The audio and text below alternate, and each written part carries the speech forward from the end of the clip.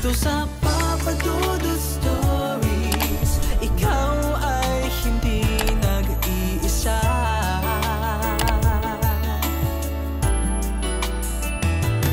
Dito sa Papa Dudut Stories, may nagmamahal sa'yo. Papa Dudut Stories. Papa Dudut Stories. Sa lahat po ng mga nakatutok ngayon, huwag pong kalimutan mag-like, mag-share at mag-subscribe. Maraming salamat po sa inyong lahat.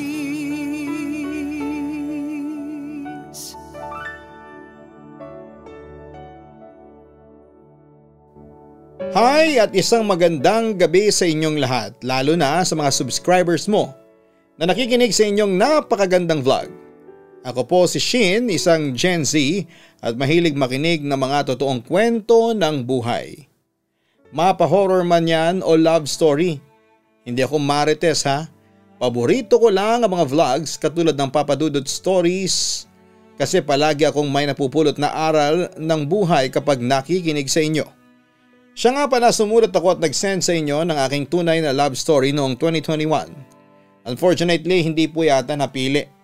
Pero hindi na rin ako nagtampo noon kasi 3 weeks after kong maipasa ang aking love story ay naghiwalay kami ng boyfriend ko na nabanggit ko sa aking sulat. Buti na lang talaga at hindi na-upload yon. God works in mysterious ways, sabi nga ng iba. Anyway, sumulat uli ako sa inyo para mag-share naman ng aking kakaibang experience. Hindi ko alam kung maituturing ba itong kababalaghan o isang ordinaryong istorya lamang ng buhay. Naisip ko naman na i-share ito sa inyo dahil sa napanaginipan ko 2 days ago. Sa aking panaginip ay nagpakita sa akin ang tiyahing kong namatay noong 2017. Tawagin natin siya sa pangalang Nanay Pina. Pababa daw ako noon sa hagdanan ng bahay nila. May hawak daw ko mga lip tints na sa tingin ko ay sariling gawa ko yon. Parang business ko yata ganon. Then nung nasa gitna na ako ng hagdanan ay biglang lumindol ng sobrang lakas. Naglaglagan yung mga lip tints kong dala tapos ay hinanap ko kaagad yung tiyahing ko at sigaw ako ng sigaw ng nanay. By the way, kapatid siya ni Papa pero nanay ang tawag namin sa kanya. Dahil siyang nag-alaga noon sa akin ng maraming taon dahil ang tunay kong ina ay nagtrabaho noon sa Hong Kong. Balik tayo sa aking kwento. Nakita ko kinalaunan si Nanay Pina papasok ng pinto. Sabi ko, "Huwag kang lumakad o kumilos, Nay. Kapit ka lang dyan sa pinto. Pupunta ako sa iyo." Pero umiiyak si Nanay Pina at sigaw siya ng sigaw ng iyong apo ko. Iligtas mo yung apo ko. Nagtaka naman ako sa sinabi niya at tinignan ko siyang mabuti. May tinuturo siya sa likod ko tapos paglingon ko ay isang sanggol na nasa basket yon. Pero bigla akong nagising sa aking panaginip. Napaisip naman ako sa kahulugan ng panaginip kong yon. Malaki na po ang apo ni Nanay Pina so hindi ko sure kung sino yung sanggol. Ano kaya ang meaning ng panaginip kong yon? Pero Papa Dudut, hindi yon ang unang beses na managinip ako ng ganon. Natatandaan ko taong 2010, yon nang managinip ako ng ganon ka-confusing. Nasa chapel daw ako noon kasi burol ng pinsan ko which is anak ni Nanay Pina na namatay sa cancer. One time mga 1 AM na noon, antok na ang mga bantay sa burol so nagpresenta ako na magbantay. Kain-kain lang ako noon ng mga natirang pulutan until 4 AM nang tinamaan na rin ako ng antok. Hindi ba bawal tulugan ng patay sa mga burol? Dapat may isang gising. Kaso'y antok na ako. Then hindi ko namalayan na nakaidlip na pala ako. Sa panaginip ko ay purong puti lang tapos ay biglang nag-appear sa harapan ko yung asawa ni Nanay Pina na matagal na ring patay. Umadyak siya at pumalakpak ng isang beses, sabay sabing hoy gising na parang inis. Pagising ko ay tulog pa ang lahat at 4:03 pa lamang. So 3 minutes pa lang akong naiidlip. Pagkatapos noon ay sinubukan ko pa rin labanan ang antok. Pero Papa Dudut, hindi ko talaga mapigilan kasi malamig ang chapel kaya hindi ko namalayan na naidlip pala ako. Ngunit nagising din ako makalipas ang 10 minuto kasi nakaramdam ako ng may kumalabit sa akin. Pagising ko ay patay ang mga ilaw. Yun pala ay brown out. Narinig ko ang mga yabag mula sa labas pero hindi ako natakot noon kasi mukhang nanggagaling naman yon sa kabilang chapel. Na nagulat dahil nag-brown out din sa kanila. So ang ginawa ko ay tumayo muna ako at inat pagkatapos ay nagpasya akong lumabas muna ng chapel. At nakita ko kaagad yung nagmamadaling security guard na naka-flashlight. Tinutok niya ito sa kabilang chapel na nasa labas din ang mga kaanak. Narinig ko ang usapan nila tungkol sa brownout at sabi ng guard na magkakaroon din daw ng ilaw dahil inaayos na raw yung generator. Bumalik na lamang ako sa chapel namin at kahit brownout, mahimbing ang tulog ng mga kasama ko. Lalo na si Nanay Pina noon. Siguro after 30 minutes na ibalik na rin ang kuryente sa buong chapel.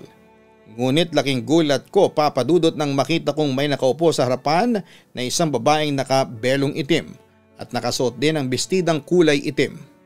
Dahan-dahan akong naglakad noon, Papa Dudut, papunta sa harapan para tingnan kung sino yung babae na bigla na lang lumitaw sa aming chapel. Nang makarating na ako sa harapan ay saka ako nagsalita sa misteryosong bisita. Manang, paano kayo nakapasok sa chapel namin? Sino po kayo o sisa ko? Umarap sa akin ang babae at nagulat ako sa kanyang mga mata. Halos namumuti na ito dahil sa katarata. Bungi-bungi na rin ang mga ngipin nito at talagang kulubot na ang kanyang balat. Siguro kung tatansyahin ko ang kanyang edad ay nasa around 80s na siya, Papa Dudut. Pasensya ka na, iha. Sumaglit lamang ako dito para alamin kung sino ang nakaburol. Kaano-ano mo yung namatay? Tanong pa niya sa akin. Pinsan ko po pero parang kapatid ko na rin. Namatay po siya sa sakit na brain cancer. Sagot ko.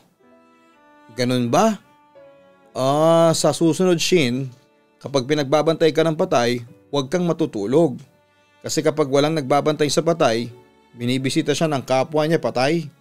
Makahulugang sabi ng matanda sa akin. Kinilabutan ako sa mga narinig ko. Paano niyo po nalaman ang pangalan ko? Kumpronta ko sa matanda. Hindi ko ma-explain pero bumilis noon ang tibok ng puso ko. Ako ang lola mo sa tuhod, sagot niya sa akin. Nanlaki ang mga mata ko. Teka, matagal na pong patay ang lola ko. Ibig sabihin isa kang… Hindi ko na natapos noon ang sasabihin ko kasi agad ako nagpanik nang ma-realize ko na multo pala ang matanda. Pero hindi agad umalis ang multo sa aking harapan. Buti na lamang at kamag-anak ninyong yumao ang dumalaw dahil walang nagbabantay sa bangkay ni Shirley. Pero paano na lamang kung iba ang dumalaw? Nakakatakot na wika ng matanda. Ang kanyang itsura noon ay nagsimula ng magbago na parabang naaagnas na bangkay. Dahil sa aking nasaksihan ay napasigaw ako, Papa Dudut. Bigla akong nagising at nagtaka ako at panaginip lang ba ang lahat. Naghahabol ako ng hininga noon habang pinapakalma ko ang aking sarili. Mamayang kaunti ay nagising na rin sina Nanay Pina at ilang kong pinsan. Mag-alas 6 na kasi ng umaga ng mga panahon na yon. Samantala, day after ng libing ni ate, napanaginipan ko si Ate Shirley tapos ay iyak ako ng iyak habang nakayakap sa kanya. Nasa room niya kaming dalawa, Papa Dudut, tapos ay nagsusorry ako for not being there with her the whole time na lumalaban siya sa sakit niya. Tapos noon, niyakap niya lang ako noon pagkatapos ay binulong niya sa akin na, "Shh! Wala kang kasalanan. Okay lang, masaya na ako sa kinakalagyan ko." Aniya, then after that ay gumaan na ang pakiramdam ko at wala ng guilt feeling. At nagpaalam na sa akin si Ate Shirley para tumungo na doon sa daan na maliwanag. Habang ako'y nanatili lamang sa aking kinakatayuan.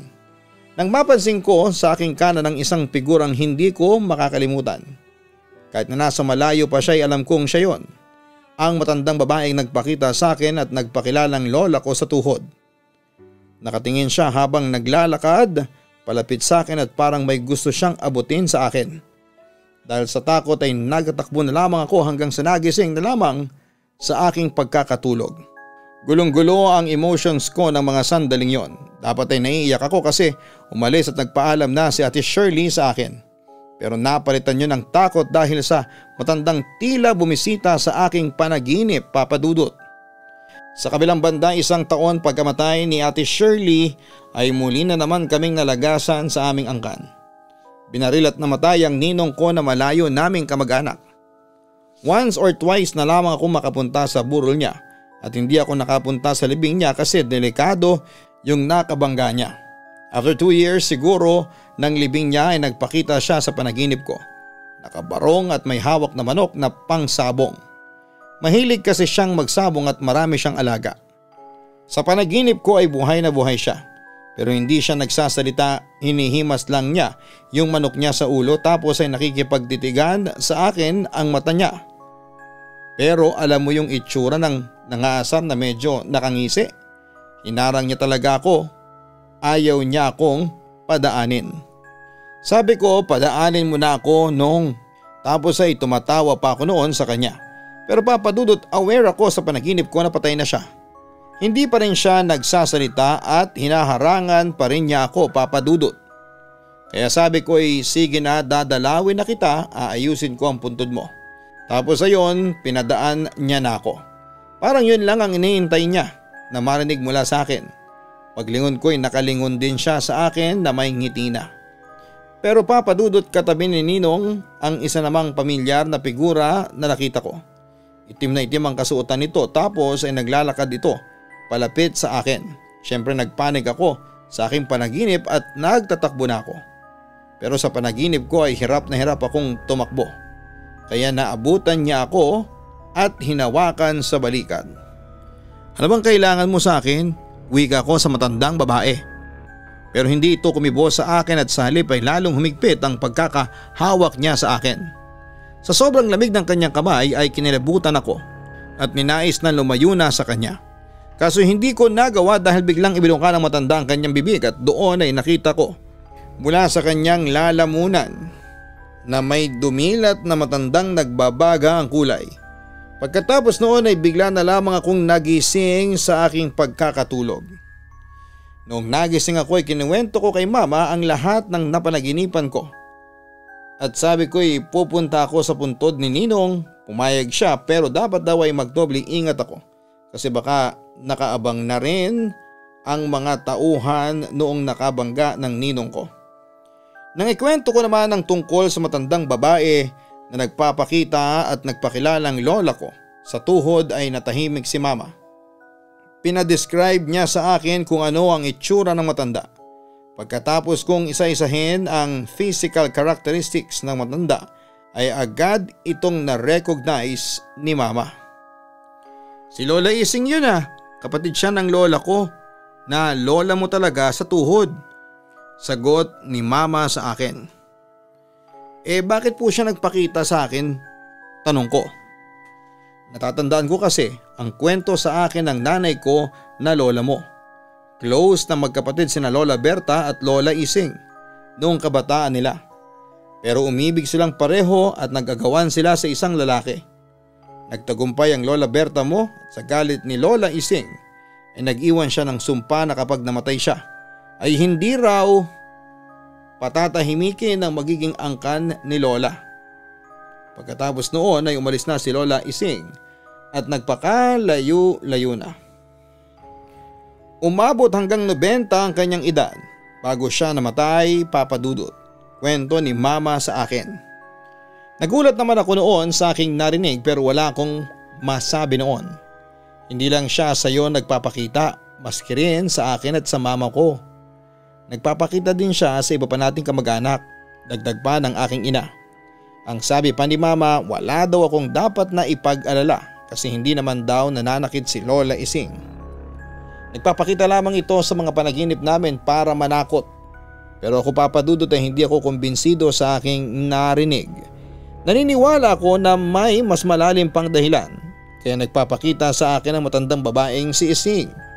Samantala noong araw ding yon ay pumunta ako ng sementeryo na may dalang kandila at pentel pen para guhitan yung linya at mga letra sa lapida niya. Muli ko nang na-realize na bakit nga ako bumili ng pentel pen. Bakit parang alam kong borado na yung mga letra at linya sa lapida. At sobrang labo na nga noong lapida noong abutan ko. Thank God wala naman nangyari sa akin. Pagkatapos kong magdasal ay nag-start na akong kulayan ng lapida at pagkatapos noon ay umuwi na ako. Tapos 2017 ay namatay si Nanay Pina dahil sa atake sa puso. At 2 months after ay na-diagnose naman ang kapatid kong si Kuya Migs na may chronic kidney disease o CKD. Wala namang kababalaghang nangyari sa akin noong namatay si Nanay at hindi na rin nagpakita sa akin ang matandang si Nanay Ising. Hindi nga nagtagal ay namatay din si Kuya Migs noong December 19, 2017. Habang nagbabantay ako sa burol ay hindi ko naman maiwasan na maidlip.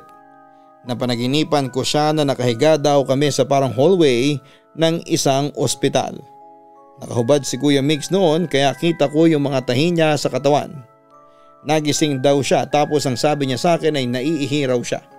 Sa panaginip ko ay tinulungan ko pa raw siyang makabangon at sinamahan ko siya sa katabing banyo sa loob ng ospital. Nang matapos siya ay humarap siya sa akin at nagtanong. "Patay na ba ako?" tanong niya sa akin. Sa puntong yon ay doon ko naalala na patay na pala ang aking kapatid. "Oo Kuya Migs," sagot ko sa kanya habang naiiyak. Kung sa bagay, hirap na rin kasi ako eh. Pagod na ako, kaya mabuti na lang na siguro oras na para makapagpahinga na ako.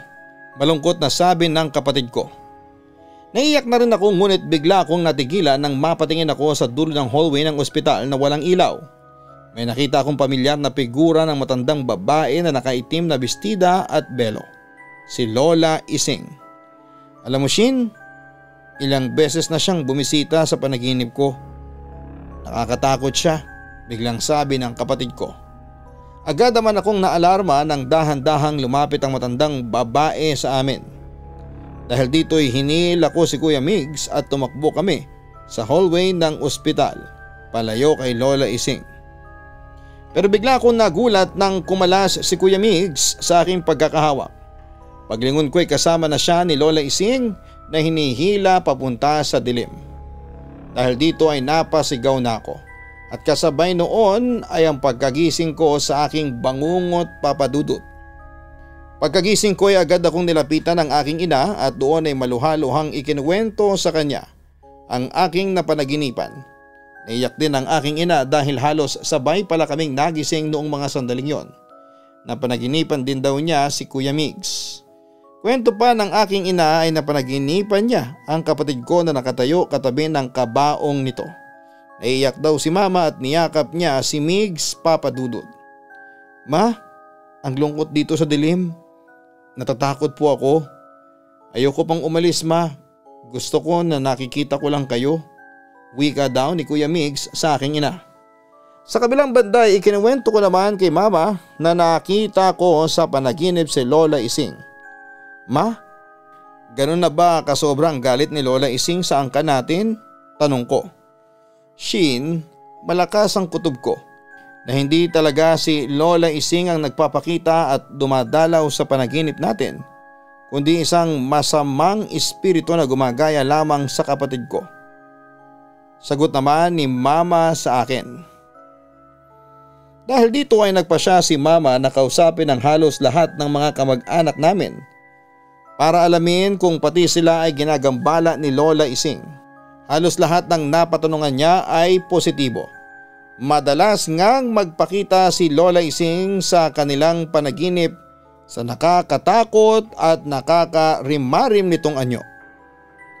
Papadudot, kaya nagpasya noon ang aking ina na kumonsulta na sa isang paring eksperto sa pagtanggal ng masamang espiritu. Doon niya ako napag-alamanan na tama ang kanyang hinala. Na isang espiritu at hindi talaga si Lola Ising ang gumagambala. Pagkatapos nito ay nagpayo ang pare na mas pagtibayin pa namin ang aming pananampalataya sa Panginoon. Nang sa ganoon ay hindi na kami gambalain pa ng mga masasamang espiritu. Pagkatapos naman noon ay isang espiritista at albularyo pa ang kinonsulta ni mama. Ayon sa mga ito ay ginagamit naman daw ng masamang espiritu ang kaluluwa ni Lola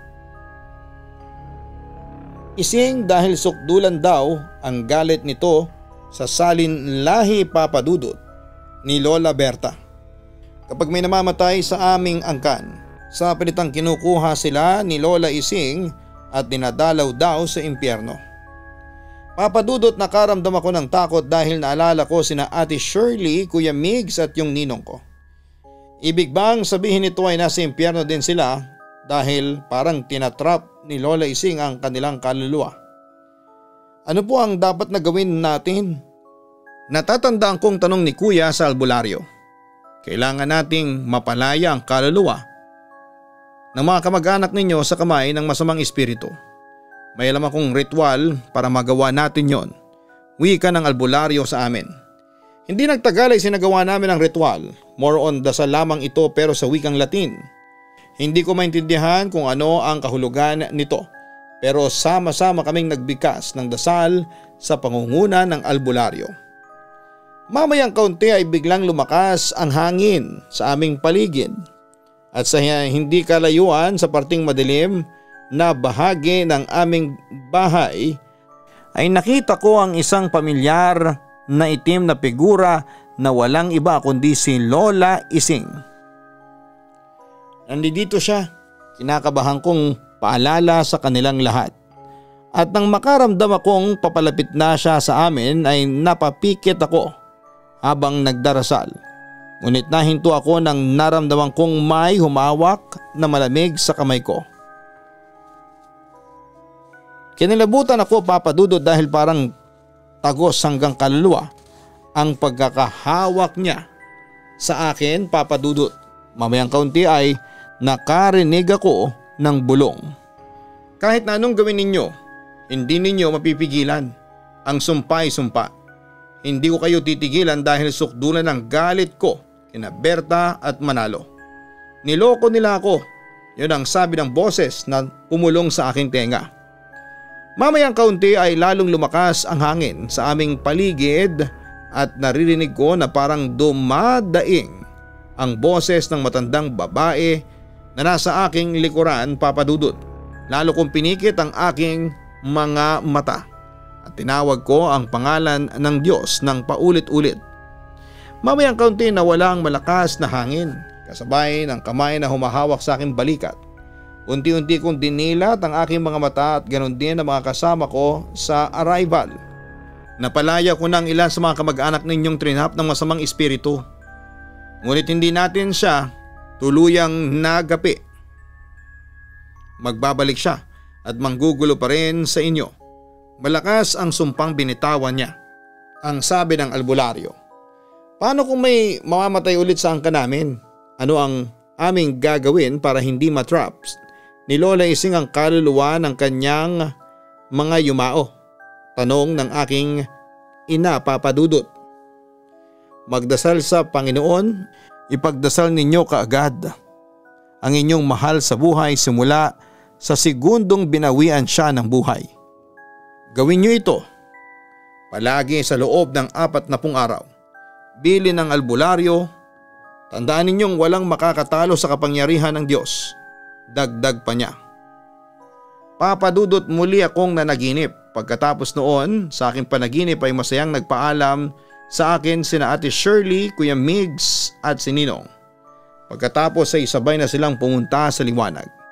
Wala rin sa paligid ng presensya ni Lola Ising, kaya noong magising ako, naramdaman ko ang tuwa sa aking puso dahil alam kong malaya na at nasa piling na ng Panginoon ang mga kaluluwa ng mahahalagang tao sa aming buhay. Pero Papa Dudut, hanggang sa ngayon ay nagpapakita pa rin sa aking panaginip si Lola Ising. Nakakatakot ito at talagang alam mo na hindi ito gagawa ng mabuti. Nagsimula na rin itong magpakita ng manifestations at nakakaranas na kami ng poltergeist sa aming bahay na dating hindi naman namin nararanasan. Ngunit patuloy lamang kami sa pagdarasal sa Panginoon. Kaya masasabi kong ligtas pa rin kami. Papa Dudut, aaminin ko na hanggang ngayon ay nakakaranas pa rin ako ng takot dahil may pagkakataon pa rin dumadalaw ang matandang yon sa aking panaginip. Hindi pa namin alam sa ngayon kung paano namin siya mapipigil at kung paano mahihinto ang sumpa. Pero hindi kami nawawala ng pag-asa at alam naming may katapusan din ang mga pagsubok na ito sa aming buhay. Hanggang dito na lamang po ang kwentuhan natin at sana'y mapili po ninyong i-upload ang aking kwento. Aabangan ko po ito at isi-share ko ito sa aking mga mahal sa buhay. Muli maraming salamat and God bless sa inyong lahat. Gumagalang, Shin.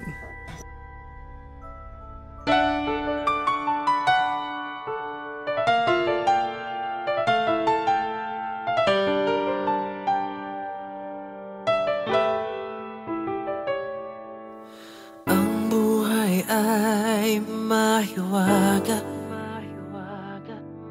laging may lungkot at saya. Sa Papa Dudut Stories, laging may karamay ka.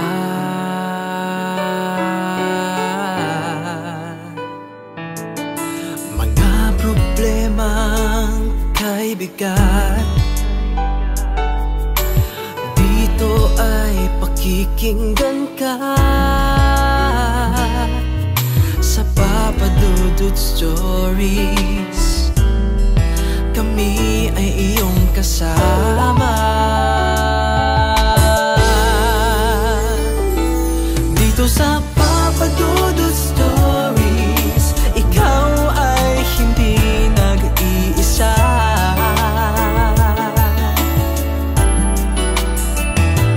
Dito sa Papa Dudut Stories, may nagmamahal sa'yo. Papa Dudut Stories, Papa Dudut Stories,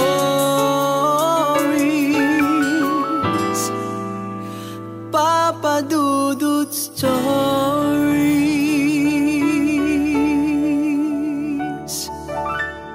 Hello mga ka-online, ako po ang inyong si Papa Dudut. Huwag kalimutan na mag-like, mag-share at mag-subscribe. Pindutin ang notification bell para mas maraming video ang mapanood ninyo. Maraming salamat po sa inyong walang sawang pagtitiwala.